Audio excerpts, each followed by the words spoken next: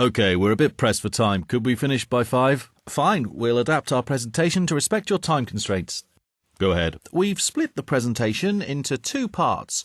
Firstly, Sean will give you an overview of the ad spend for this sector over the last 2 years. And then I'll take you through our strategy for the hairlight range. Over to you, Sean. Thanks. Right, let's take a look at the communication for the shampoo and hair care sector. The survey covers the last 2 years and analyses both creative work and media investment.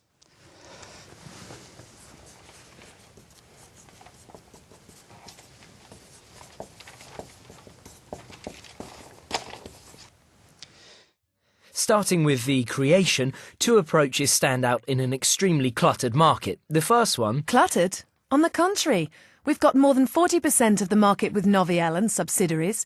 We've streamlined over the last 10 years. Everything's been restructured with the mergers and buyouts.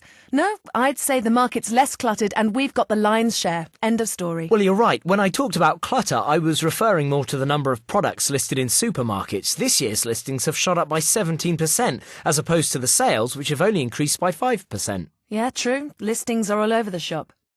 Coming back to shampoo, communication in this sector revolves around 2 product positionings: well-being and beauty. And treatment? That's right. And basically, over the last 3 years, the trend has been to communicate on well-being and beauty, and brands have moved away from treatment angle. As brands hardly ever communicate on this aspect, we won't be going into that here. Actually, we've noticed that too, in the last focus group. We found that people were really turned off by the scientific medical angle.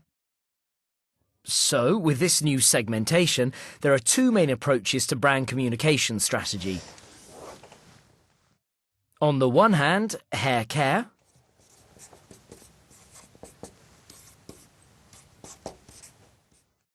And on the other hand, the beauty aspect.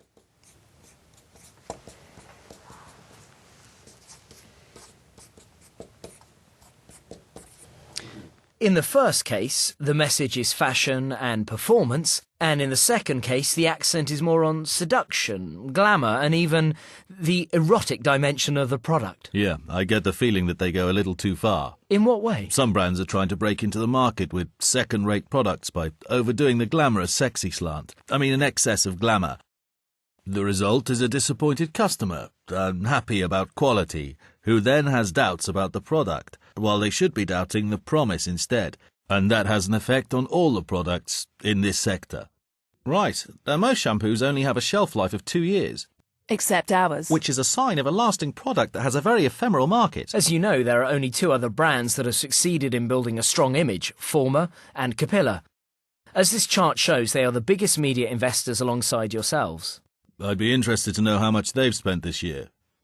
The media spend this year has risen by 15%, mainly in TV and press. Have you got the split between above and below line investment? We put the below-the-line figure at about 13% of the overall investment, which is an increase of 7% over last year. Could you give us a breakdown by brand? Sure, everything's in the documents. You'll find the investment per brand, by range, the trend per media, and an analysis for each country in Europe for your main competitors.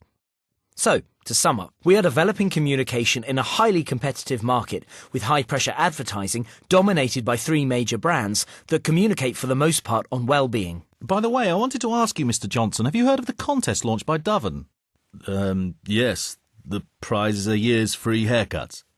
It's just another example of this well-being strategy adopted by brands. Yeah, right. Are there any questions? No, that's it for me. Mary, anything you wanted to ask? No, that seems clear. Thanks. OK, can we move on to the strategy then? OK, for the strategy. Our strategy stems from the development objectives on the one hand and from the consumer expectations of the hairlight range on the other.